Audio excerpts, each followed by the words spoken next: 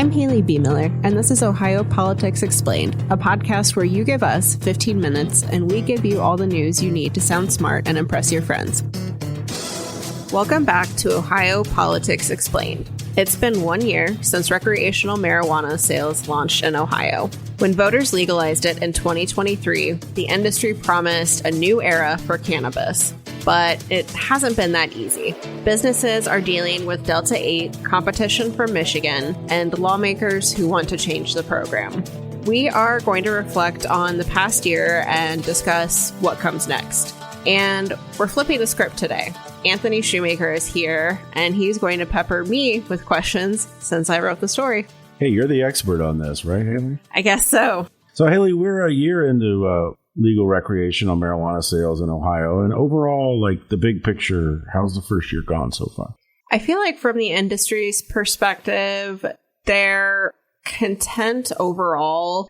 Sales started pretty slow, especially at the end of 2024, going from August until December last year. Things have picked up a little bit in 2025, so they're feeling better about sales than they were probably 6 months ago, but it still has kind of fallen short of their expectations, which they have a whole host of explanations for or things they attribute that to.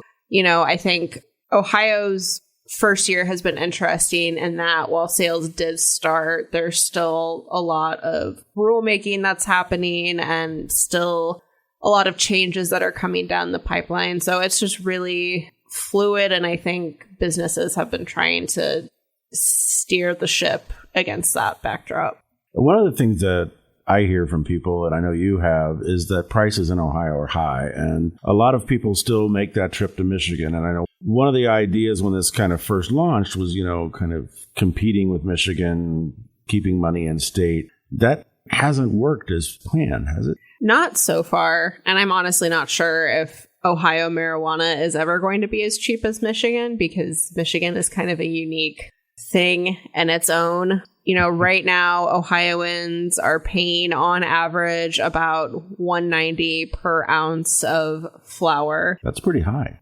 It is. It is lower than when sales started last year. We were at like $2.66 for an ounce last year, but in Michigan, to your point, it's like $63 for an ounce. And so Ohio flower is 3 times more expensive. And that's just really hard for people to resist, not just the people in Toledo who can hop across the border, but even people in Columbus, Cincinnati. I mean, it's despite the drive and the gas you have to pay to get to Michigan, it's just the prices are night and day. Yeah. And as soon as you get to Michigan, the ads are nonstop. The billboards are everywhere. It's very obvious that Michigan's going after those Ohio dollars, but technically you're not supposed to bring it back across the border. Yeah. I mean, that hasn't stopped people in a lot of states so far. To your point about the advertising, that is one of the things that dispensary owners have talked a lot about. They say the inability to advertise so far has partially hindered their growth, their ability to let people know that, they're open, they're available to adults 21 and older. The Division of Cannabis Control is working on some advertising rules right now that will eventually be in place that may help with that. But as with a lot of things in Ohio's program, I'm expecting the advertising rules to be fairly strict. They really don't want anything like billboards, for example, that minors are going to easily be able to see. Right. You talked a little bit about this at the beginning that, changes to the law are in the works. I mean, Ohio voters voted to legalize recreational sales 2 years ago, but since it wasn't a constitutional amendment, lawmakers can come back and make changes. And we've heard about potential changes around, gifting homegrown marijuana, the number of dispensaries. What other things do you think are going to change that lawmakers could take up? That's a good question. It's hard to tell to some extent at this point because the negotiations are still ongoing, but they definitely want to have a cap on the number of dispensaries. The last number I heard was about 400 dispensaries across the state. they are very concerned about home grow in the sense that they don't want people selling what they're growing at home.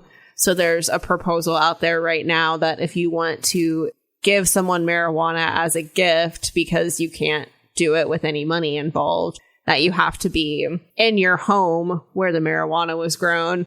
I don't really know how you regulate that, but that is an idea that's out there. They did abandon plans, at least at this point, to reduce the number of plants you can grow at home because a lot of people were very unhappy about that. So those numbers are in place for now. I think there's an interest in making sure that advertising, packaging, things like that are not attractive to children, which is something that DCC's already been working on. So I think those are some of the things that we could hear more about later this year. And there are some products that currently you can't buy in Ohio, right? That people go across Michigan and buy, like pre-roll joints and stuff like that. That could make some changes. Yeah, that is about to change as well. And that's on the regulatory side. That's not a thing that the legislature deals with. So earlier this month, DCC told processors that they can start making pre-rolls to give to dispensaries to sell. Everyone I talked to in the industry for this story said they were very anxious about being able to sell pre-rolls. It's a high demand product. They say people will come in looking for that and then wonder why that they aren't there. So I think that's going to help some of these dispensaries who maybe are concerned that sales were a little slower than they would have liked. You know, they'll have a brand new product to provide to people who are looking for it. Haley, what happened to the social equity program that was part of the issue passed by voters in 2023? What's the latest with that?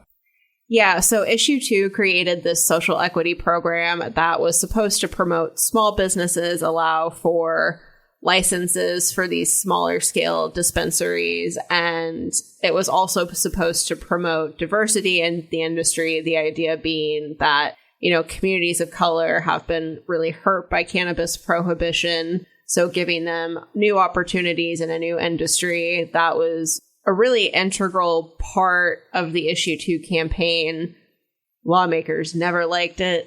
I don't know that it ever stood a chance. So the state had been slow to roll it out, really pumped the brakes on it. Regulators that were supposed to be in charge of that program hadn't done anything. And then in the state budget, the legislature cut funding for the social equity program, the part of the marijuana tax revenue that was supposed to essentially pay for that. So as far as I can tell, it's done. It's just not going to happen. And there are definitely people who are very frustrated about that. Wow. Haley, a lot of cities, too, have voted to ban marijuana dispensaries from their communities. They don't want them there. Whereas, you know, local governments who do have dispensaries within their borders were supposed to get some financial benefits from the stores. Is that happening? That is not happening yet. And a lot of the cities that have these dispensaries are very annoyed about it. The state has said that they can't allocate any of the money to municipalities with dispensaries until lawmakers basically agree on how to spend that money, how to dole that money out, known as an appropriation. And, you know, backers of Issue 2 say that they feel like they appropriated the money in Issue 2, but the state seems to disagree with that. So cities don't have this money at this point, and they're really not going to until the House and Senate agree on a marijuana bill, which they say they're going to work on later this year, but who knows?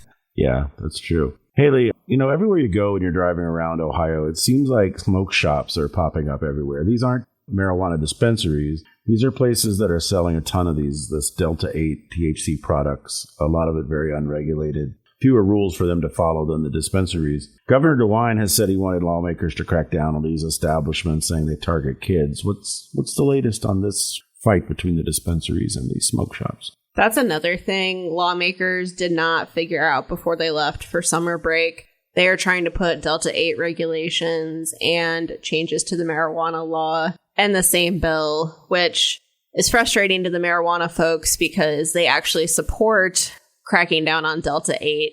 They obviously don't support changes to their program, so that's a little messy. But at this point, Delta 8 remains unregulated. I think there is a bipartisan interest in getting that done, but people have different ideas for how to do it.